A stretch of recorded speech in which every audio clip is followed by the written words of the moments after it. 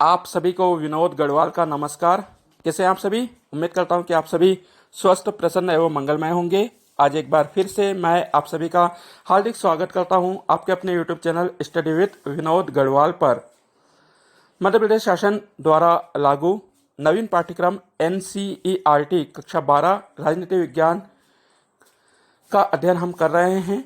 राजनीति विज्ञान की पुस्तक समकालीन विश्व राजनीति में अध्याय 1 शीत युद्ध का दौर हम पढ़ रहे हैं।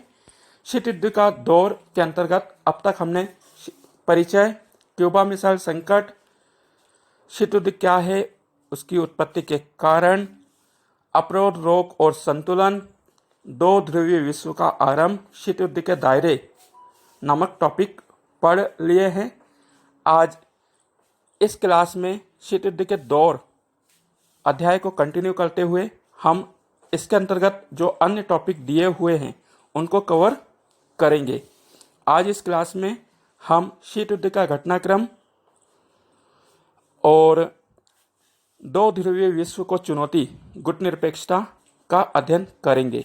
यदि जो विद्यार्थी आज मुझसे पहली बार जुड़ रहे हैं तो उन सभी से निवेदन रहेगा कि वे पहले चैनल को सब्सक्राइब कर लें, बेल आइकन का बटन अवश्य दबा दें ताकि उनको नए वीडियो अपलोड होने का नोटिफिकेशन मिल सके और वे अपनी पढ़ाई जारी रख सके।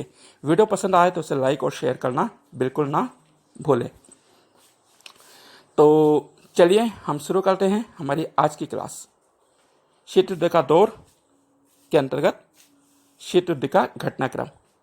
देखिए, आपकी जो पहली पुस्तक है समकालीन विश्व राजनीति, उसमें जो पहला अध्याय है शीत युद्ध का दौर, इसमें कुल मिलाकर 16 पृष्ठ हैं। तो आज जो मैं पढ़ाने जा रहा हूं वो आपको पेज नंबर 8 से 10 मिलेगा। जिन विद्यार्थियों के पास पुस्तक है वे पुस्तक खोल लें और जिनके पास अभी पुस्तक नहीं है वे वीडियो को ध्यान से सुने, कॉपी में नोट कर लें और जब किताब आए तो वे पन्ने दर पन्ने पलटते हुए मेरे वीडियो को देखते जाएं तो उनको एक एक चीज़ समझ में आ जाएगी। जिन विद्यार्थियों ने अब तक के वीडियो नहीं देखे हैं तो वो पहले उन वीडियो को देख लें। मुझे उम्मीद है कि आपको समझ में आएंगे और बहुत अच्छे लगेंगे। यह शीत युद्ध का दौर पर हमारी तीसरी क्लास है, तीसरा वीडियो है। 2 वीडियो पहले दे चुका हूँ तो आप उनको भी अवश्य देखें। चलिए हम शुरू करते हैं हमारा आज का टॉपिक, शीत युद्ध का घटनाक्रम। देखिए, शीत युद्ध का जो घटनाक्रम है उनको हम 4 भागों में विभाजित करके आसान से पढ़ सकते हैं। पहला 1946 से 1953, दूसरा 1953 से 1963, तीसरा 1963 से 1979 और चौथा 1979 से 1989।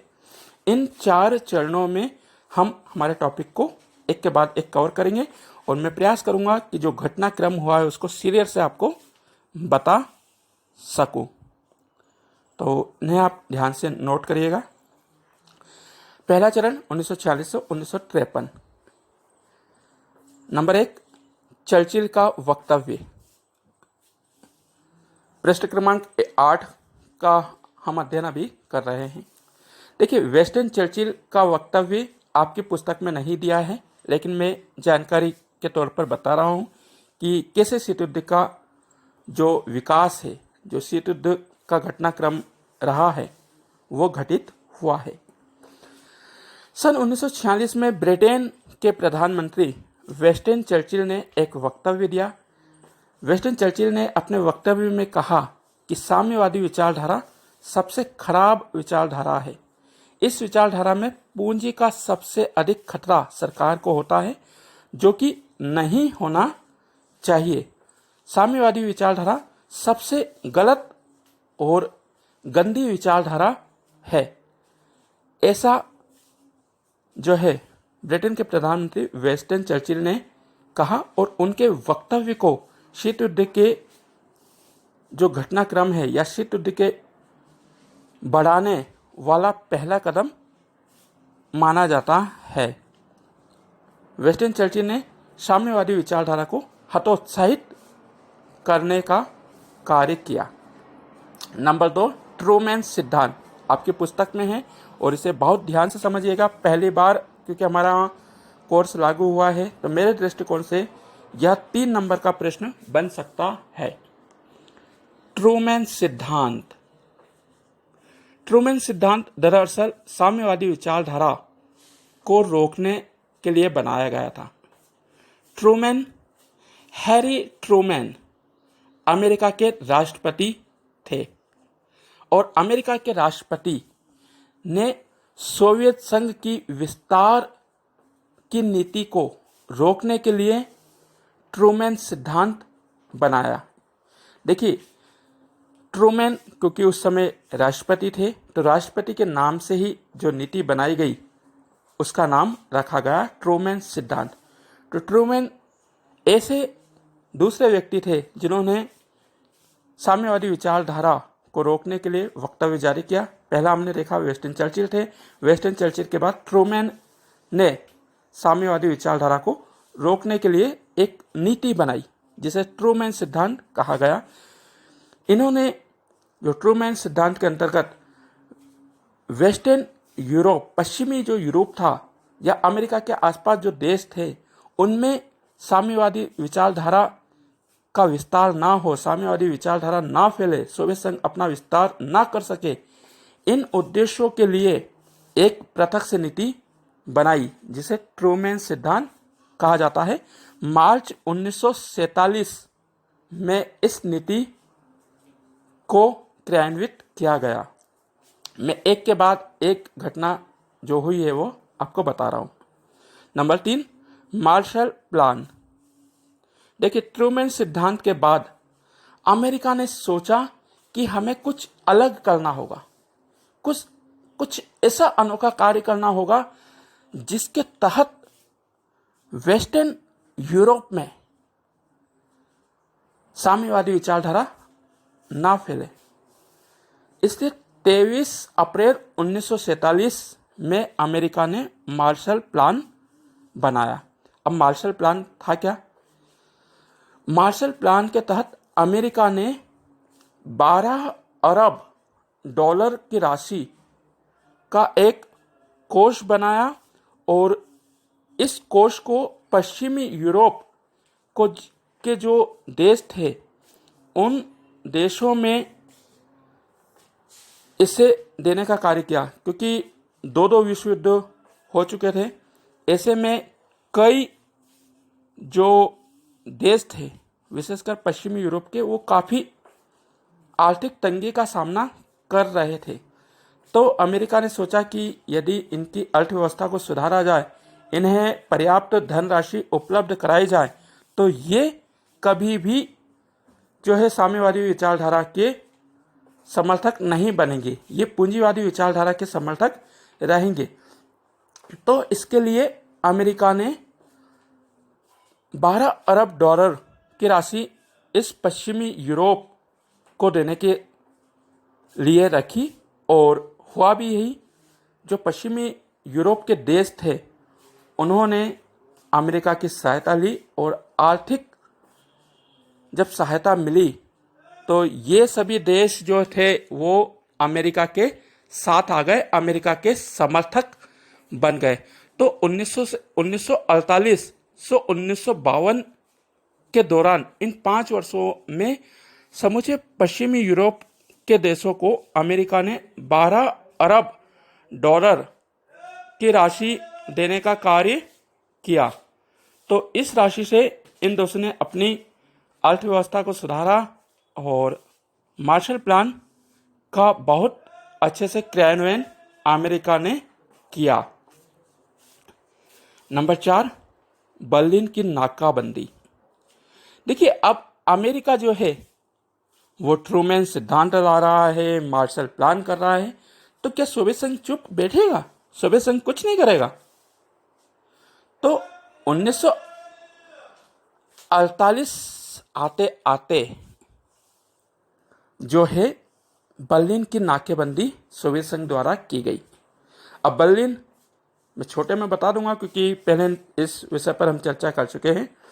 पश्चिमी यूरोप का एक देश था जर्मनी, जर्मनी की राजधानी थी बर्लिन। जब युद्ध समाप्त हुआ तो दूसरा विश्व युद्ध समाप्त हुआ तो जो मित्र राष्ट्र थे इन्होंने जर्मनी को उत्तरदायी माना द्वितीय विश्व युद्ध के लिए, जिसके चलते जर्मनी को लूटा गया। जर्मनी को 4 भागों में बांटा गया। जो वेस्टर्न जर्मनी था, पश्चिमी जर्मनी था, जो उसे अमेरिका, ब्रिटेन, फ्रांस ने रखा, और जो पूर्वी जर्मनी था उसको सोवियत संघ को दिया गया। अब यह लूटमार, यह बंटवारा केवल जर्मनी तक ही सीमित नहीं रहा। जर्मनी की जो राजधानी थी बर्लिन, उसको भी बांटा गया।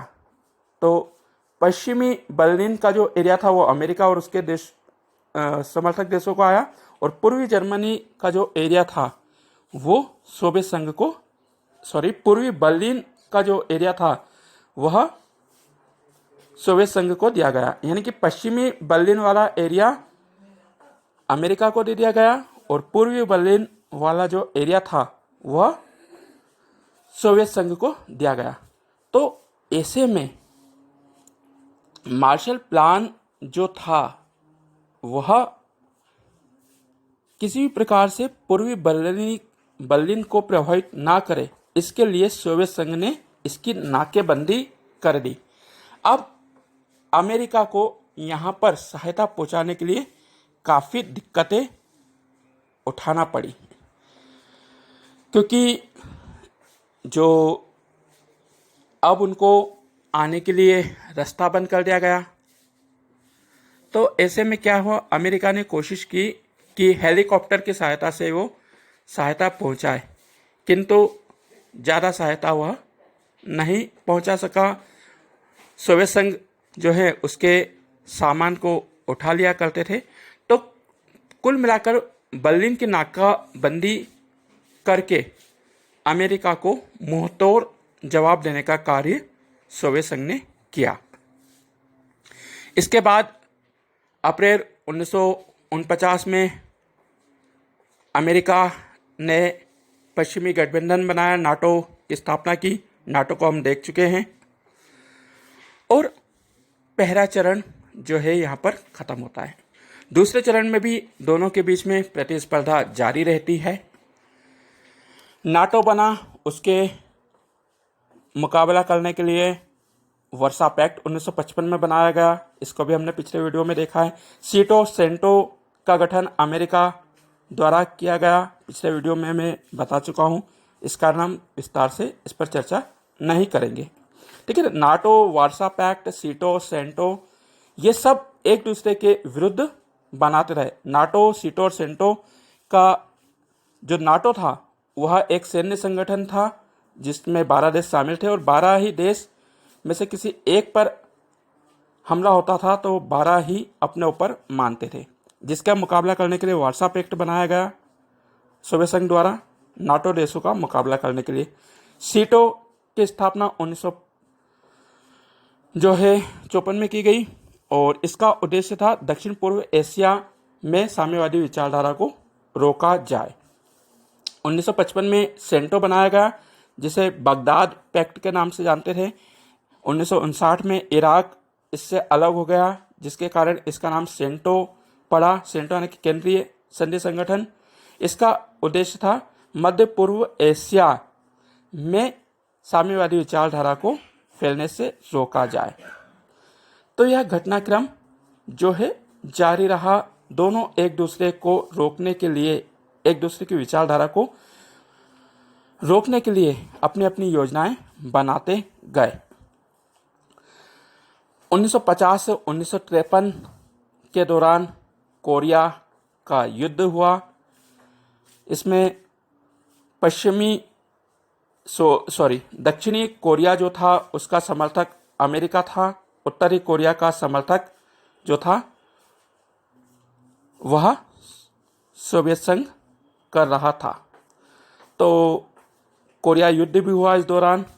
आगे बढ़े हम तो 1960 में कांगो का युद्ध हुआ, वियतनाम की घटना हुई। काफ़ी युद्ध इस दौरान होते रहे। 1961 एक ऐसा वर्ष आया जब बर्लिन की दीवार खड़ी कर दी गई। जो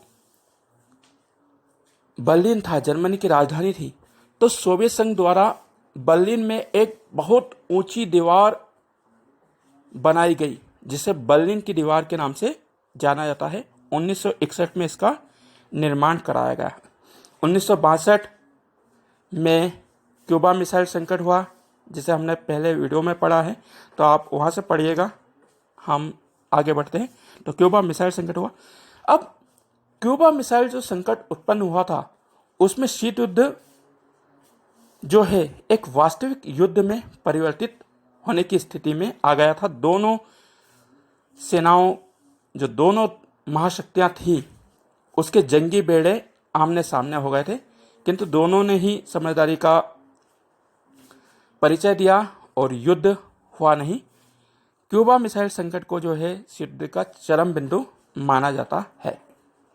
अब देखिए, यहाँ पर एक घटनाक्रम हुआ। 1960 से 1970 का जो दशक था, यह बहुत महत्वपूर्ण रहा।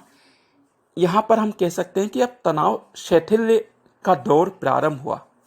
जो तीसरा चरण है इसका 1963 से 1979, इसे हम तनाव शैथिल्य के रूप में देख सकते हैं कि जो तनाव उत्पन्न हुआ था दोनों महाशक्तियों के बीच, वो अब समाप्त होने लगा।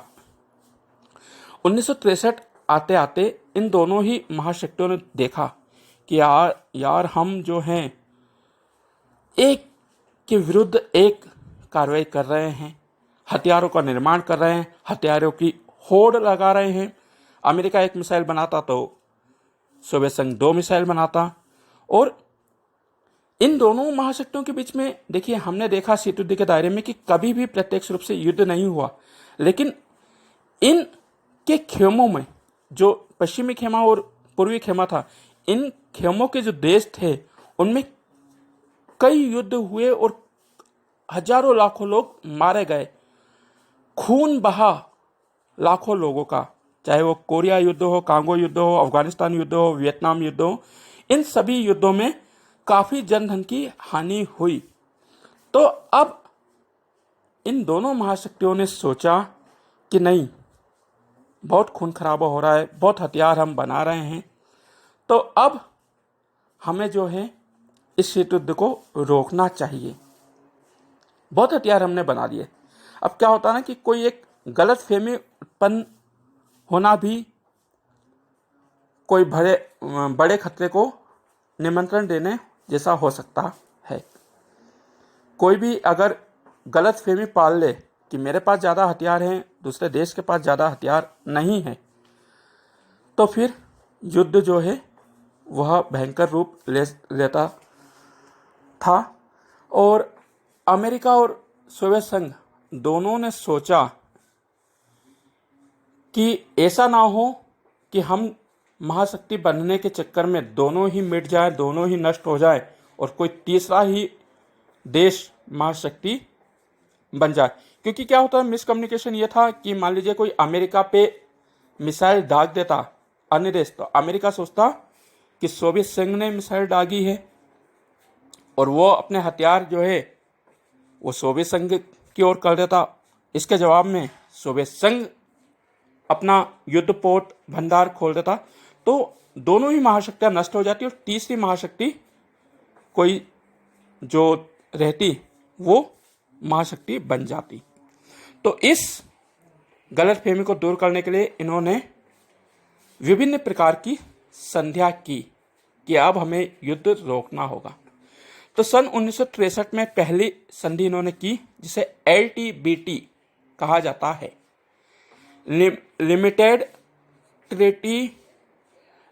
लिमिटेड टेस्ट बैन ट्रीटी, परमाणु परिसीमन प्रतिबंध संधि, LTBT। 1963 में इस पर हस्ताक्षर किए गए।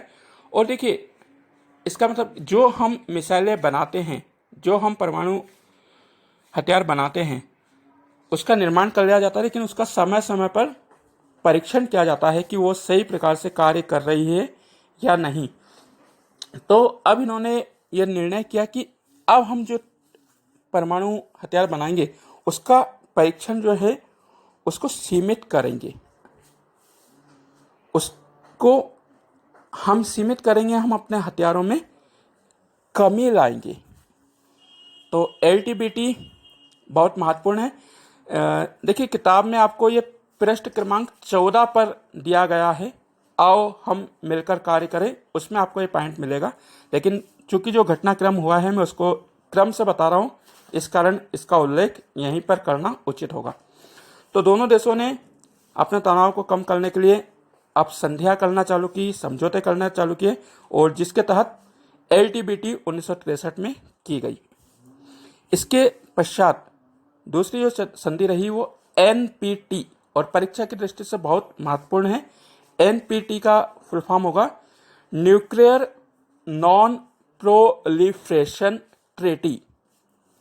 Nuclear non proliferation treaty. देखिए प्रोलिफरेशन का जो अर्थ होता है वह प्रसार करना होता है, शेयर करना, बांटना, है ना, मगर यहाँ पर नॉन लगा हुआ है, नॉन यानी कि रोकना से। तो इस जो न्यूक्लियर नॉन प्रोलिफरेशन ट्रीटी ही, इसका हिंदी नाम होता है परमाणु अप्रसार संधि। 1968 में इस पर ब्रिटेन, लंदन, वाशिंगटन और मॉस्को। लंदन जो है ब्रिटेन की राजधानी, वाशिंगटन जो है अमेरिका की राजधानी, और सोवियत संघ की राजधानी मॉस्को। तो इन तीनों देशों ने इस पर हस्ताक्षर किए। एनपीटी 1970 से लागू की गई और 1995 में से अनियत काल के लिए बढ़ा दिया गया। इस एनपीटी के तहत क्या था कि जो परमाणु हथियार संपन्न देश हैं, उस समय जहां तक मुझे याद है तो अमेरिका, रूस, ब्रिटेन, फ्रांस, ये 4 ऐसे देश थे जो कि परमाणु संपन्न देश बन गए थे। और संभवतः चीन भी जो था ये संपन्न शक्ति देश थे। तो जो ब्रिटेन और अमेरिका, रूस, इन्होंने यह समझौता किया कि हम परमाणु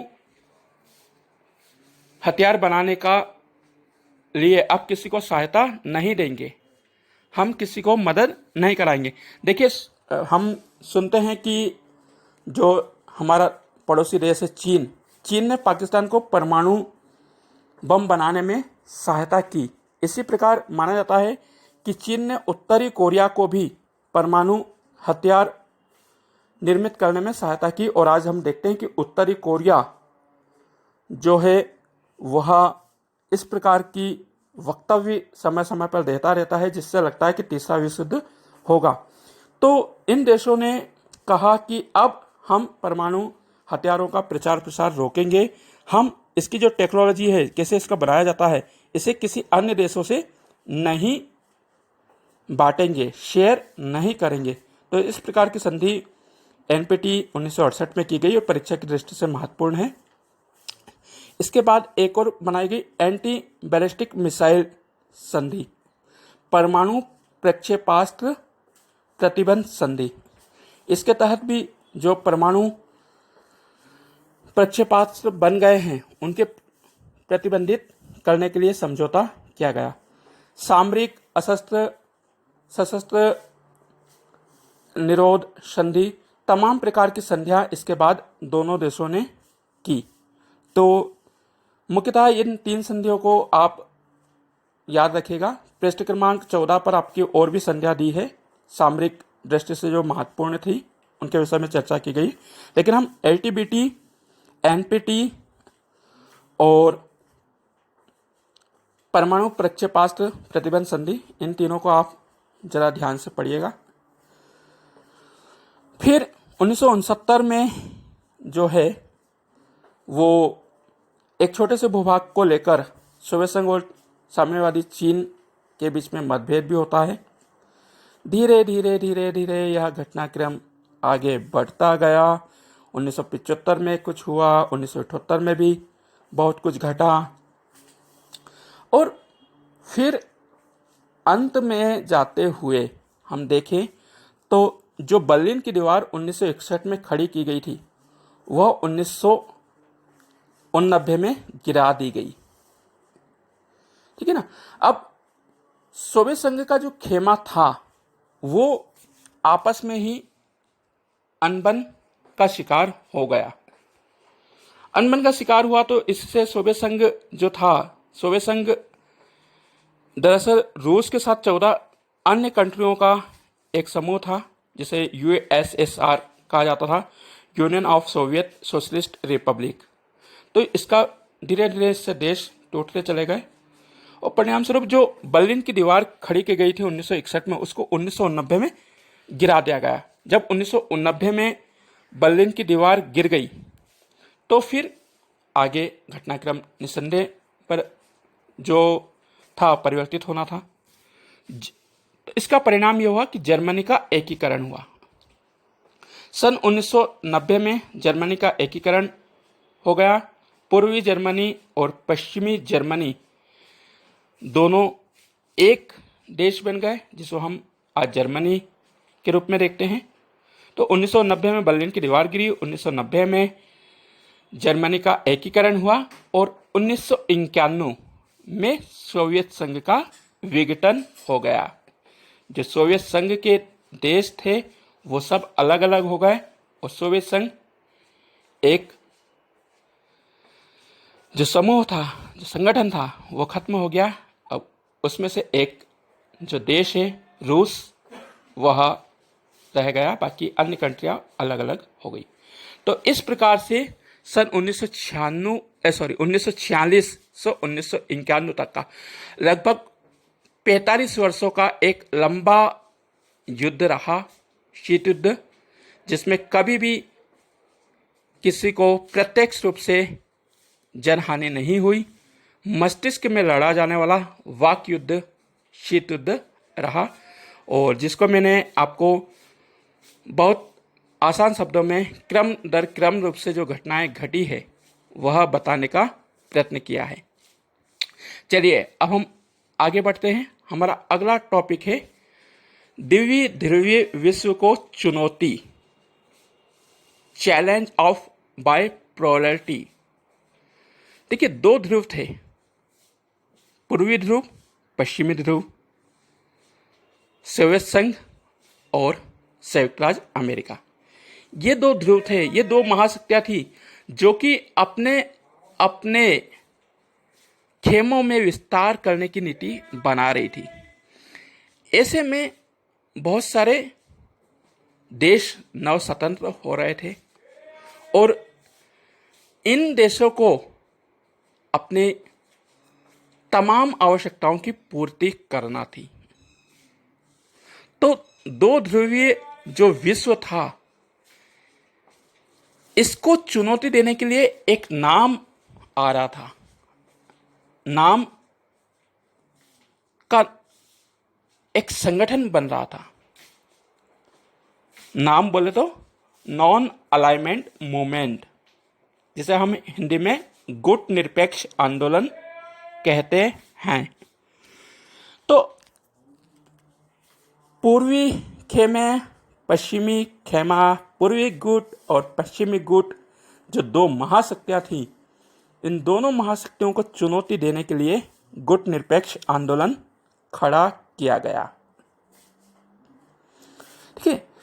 इस जो 1945 के बाद नवोदित राष्ट्र थे, जो नए नए स्वतंत्र हुए थे, इन लोगों ने सोचा यार अभी तो हम गुलामी से छूटे हैं, अभी तो हम आज़ाद हुए हैं, हमें आज़ाद स्वतंत्र देश में सांस तो लेने दो, फिर हम किसी खेमे में शामिल होंगे, किसी गुट में शामिल होंगे तो हम तो उसके पिछलग्गू बन जाएंगे, उसके गुलाम बन सकते हैं। तो इन देशों ने सोचा कि हम तो आज़ाद हो गए हैं, या हमारे बाद जो आज़ाद होंगे देश, उनको इन गुटों से कैसे दूर रखा जाए, इनको कैसे बचाया जाए। इसलिए हम एक संगठन बनाएंगे जिसका नाम पड़ा नाम नॉन अलाइनमेंट मूवमेंट, जिसे हम गुट निरपेक्ष आंदोलन कहते हैं। गुट निरपेक्ष आंदोलन के मुख्यतः 3 देश रहे, यूगोस्लाविया, भारत और इजिप्ट, जिसे मिस्र भी कहा जाता है, इन 3 देशों ने महत्वपूर्ण भूमिका निभाई। भारत की ओर से पंडित जवाहरलाल नेहरू, यूगोस्लाविया की ओर से मार्शल टीटो और मिस्र की ओर से कर्नल नासिर। ये 3 ऐसे व्यक्ति थे जिन्होंने गुट निरपेक्ष आंदोलन की नींव रखी। बाद में इन्हें घाना के डरकोरमा और इंडोनेशिया के राष्ट्रपति डॉक्टर सुकर्णो का समर्थन मिला। तो इन 5 देशों को गुट निरपेक्ष आंदोलन का संस्थापक माना जाता है। किस किस को आप इसे याद रखिएगा। देखिए, भारत से पंडित जवाहरलाल नेहरू, मिस्र से कर्नल नासिर, यूगोस्लाविया से मार्शल टीटो, घाना से डकोरमा और इंडोनेशिया से डॉक्टर सुकर्णो। ये 5 व्यक्ति का नाम आप याद रखिएगा। इन्हें गुट निरपेक्ष आंदोलन का संस्थापक माना जाता है। इन्होंने एशिया, अफ्रीका और लातिन अमेरिका के जो देश थे जो स्वतंत्र हुए थे, उनको एक विकल्प दिया कि आप इन गुटों में शामिल होने के स्थान पर हमारे साथ शामिल हो। अब ये जो देश थे ये बहुत छोटे छोटे से थे और गरीब कह सकते थे, क्योंकि ये गुलाम रहे वर्षों तक। तो इनका काफ़ी साम्राज्यवादी राष्ट्रों ने शोषण किया है। तो हम कहते हैं ना कि हमारे हाथ में इस प्रकार से 5 उंगलियां रहती है, अगर मुट्ठी बना दी जाए, उन उंगलियों को एक करके मुट्ठी बना दी जाए तो उसको तोड़ना नामुमकिन हो जाता है। तो गुट निरपेक्ष आंदोलन ने यही कार्य किया कि अपनी शक्ति को बढ़ाने के लिए जो नवोदित राष्ट्र थे उनको अपनी ओर खींचना चालू किया और इन्होंने इन दोनों गुटों से समान दूरी बनाने का निर्णय किया। अब गुट निरपेक्षता के विषय में पृथकतावाद या तटस्थता, असंलग्नता, काफ़ी सारे शब्द आते हैं। तो गुट निरपेक्ष जो आंदोलन रहा है, गुट निरपेक्ष असंलग्नता की नीति को कहा जाता है। देखिए, पृथकतावाद जो है उसमें क्या होता है कि एकदम अंतर्राष्ट्रीय मामलों से कटकर रहा जाए। अंतर्राष्ट्रीय स्तर पर क्या हो रहा है इससे कोई सरोकार नहीं रखा जाए। अमेरिका को हम देखें तो अमेरिका जब से आज़ाद हुआ 1787 से 1914 प्रथम विश्व युद्ध तक अमेरिका ने अंतर्राष्ट्रीय मामलों में अपने आप को एकदम पृथक रखा। अंतर्राष्ट्रीय स्तर पर क्या घट रहा है, क्या अच्छा हो रहा है, क्या बुरा हो रहा है, इससे किसी भी प्रकार का कोई मतलब ना रखना पृथकतावाद कहलाता है। अमेरिका ने यही किया। 1787 से 1914 तक वह एकदम पृथक रहा। जब प्रथम विश्व युद्ध चालू हुआ तब वह थोड़ा सक्रिय हुआ। तो इसे पृथकतावाद कहा जाता है। तटस्थता हम देखें तो तटस्थता का मतलब किसी भी गुट में प्रत्यक्ष रूप से शामिल होना रहता है। किसी भी गुट में शामिल ना हुआ जाए, लेकिन यदि युद्ध हो रहा है तो युद्ध की समाप्ति के लिए जरूर प्रयास किए जाए, यह तटस्थता होता है। और यही कार्य गुट निरपेक्ष देशों ने किया। समय समय पर जो जो युद्ध हुए उनमें इस गुट निरपेक्ष आंदोलन की बहुत महत्वपूर्ण भूमिका रही है। कोरिया का जब युद्ध हुआ तब भारत ने एक अहम भूमिका निभाई। तो गुट निरपेक्ष आंदोलन ने विश्व में शांति स्थापित करने का प्रयास किया, किसी भी गुटों में शामिल ना होना। देखिए, अब गुटों में शामिल होने का नुकसान क्या हो सकता था। मान लीजिए हम हमारे देश का, भारत का देखें तो भारत आज़ाद हुआ था, उसको बहुत सारी आवश्यकताएं पूरी करना थी, अपनी स्वतंत्र विदेश नीति का निर्माण करना था। यदि हम अमेरिका के साथ जाते तो अमेरिका का दबाव हम पर होता कि हम इस प्रकार की नीति बनाएं। सोवियत संघ के साथ जाते तो सोवियत संघ हम पर दबाव बनाता कि आप साम्यवादी विचारधारा को अपनाओ, आप ये कार्य करो। तो इन प्रकार की दबावकारी नीतियों से हम बच सके, इसलिए हमने स्वतंत्र नीति का निर्माण करते हुए गुट निरपेक्षता को अपनाया। हमारा आर्थिक विकास करना थी। हमको आवश्यकता पड़ेगी तो हम अमेरिका से भी सहायता लेंगे और आवश्यकता पड़ेगी तो हम सोवियत संघ से भी आवश्यकता लेंगे। अब आवश्यकता आर्थिक हो सकती है, टेक्नोलॉजी कली हो सकती, तमाम प्रकार की आवश्यकताएं हो सकती थी। तो किसी एक गुट में शामिल होकर इन आवश्यकताओं की पूर्ति नहीं की जा सकती थी। तो तमाम सारी हमारी राष्ट्रीय हितों को ध्यान में रखते हुए हमने गुट निरपेक्षता की नीति अपनाई। अब गुट निरपेक्ष आंदोलन की जो रूपरेखा है सन 1956 में रखी गई। 1956 55-56 में इन दोषों ने मिलाकर यह विचार किया कि हमें एक इस प्रकार का संगठन बनाना चाहिए। तो गुट निरपेक्ष देशों का पहला शिखर सम्मेलन सन 1961 में बेलग्रेड में हुआ। 1961 में जो बेलग्रेड में पहला शिखर सम्मेलन हुआ, इसमें 25 देशों ने भाग लिया।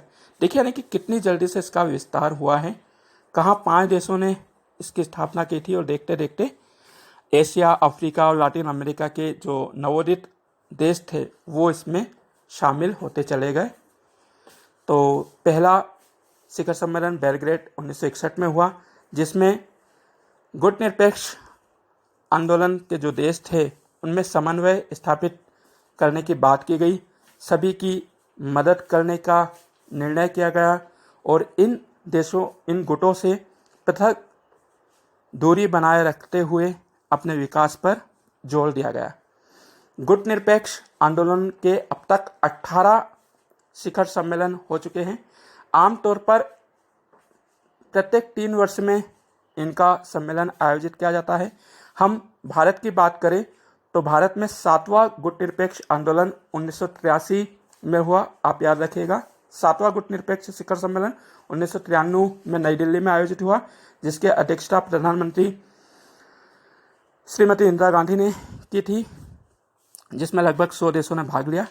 इसका अंतिम शिखर सम्मेलन यदि हम वर्तमान की बात करें तो वर्ष 2019 में अजरबैजान में हुआ, जिसमें 120 देशों ने भाग लिया और 17 पर्यवेक्षक देश शामिल हुए। पर्यवेक्षक यानी कि ये देखते हैं कि किस प्रकार से ये कार्य कर रहे हैं। तो देखते देखते यानी कि आज इसमें 120 देश शामिल हो गए। अब वर्तमान में इसकी प्रासंगिकता को लेकर जो है प्रश्न चिन्ह लगाए जाते हैं कि जब गुट खत्म हो गए, 1991 में सोवियत संघ का विघटन हो गया है, तो गुट जब समाप्त हो गए हैं, विश्व में एक महाशक्ति रह गई है, तो फिर इसका क्या औचित्य है? लेकिन इसका अपना औचित्य है। अब गुट निरपेक्ष आंदोलन को लेकर भारत की नीति पर आलोचक जो है उंगलियां उठाते रहे हैं। आलोचक कहते रहे कि गुट निरपेक्ष आंदोलन नाम की कोई चीज़ नहीं थी, या तो एक दिखावे का जो है प्रोपेगेंडा यूज किया था भारत ने। भारत जो है वह गुट निरपेक्ष नहीं रह पाया। 1971 में सोवियत संघ के जो संधि की गई थी वह सोवियत संघ की गुट में शामिल होने जैसी ही थी। तो देखिए 1971 में जो संधि की गई थी वह हमने हमारे राष्ट्रीय हितों को ध्यान में रखते हुए की थी। 1971 आपको याद होगा, पाकिस्तान से हमारा युद्ध हुआ था, तो हमें युद्ध के समय कुछ सैन्य सहायता की आवश्यकता थी।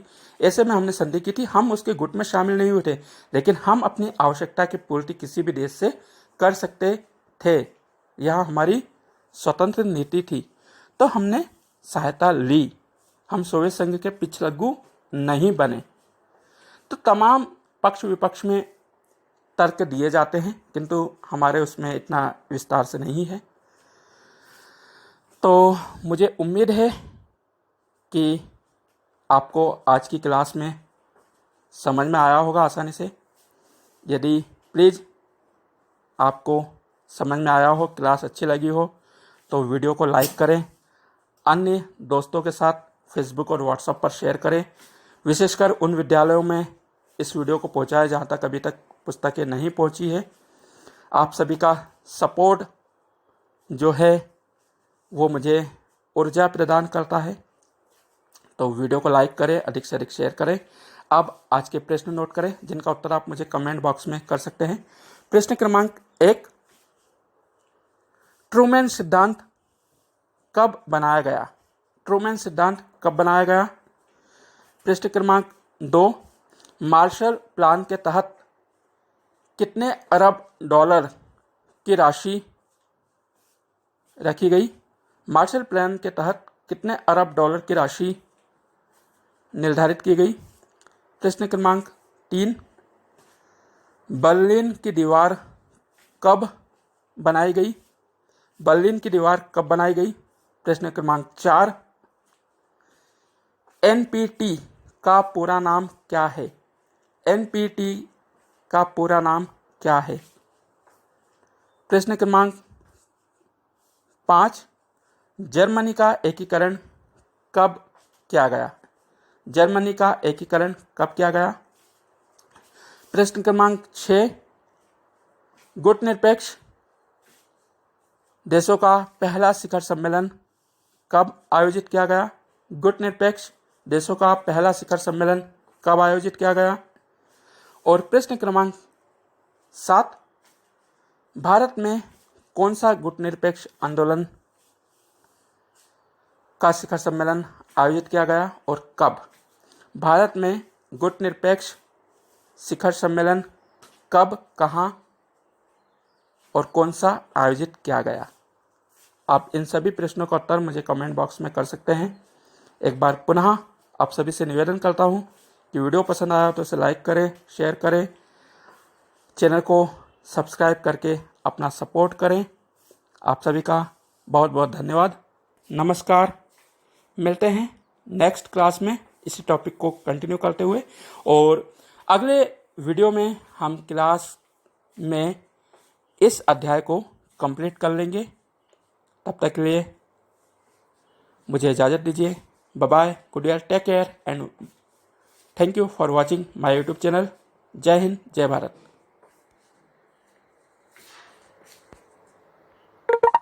Pause button.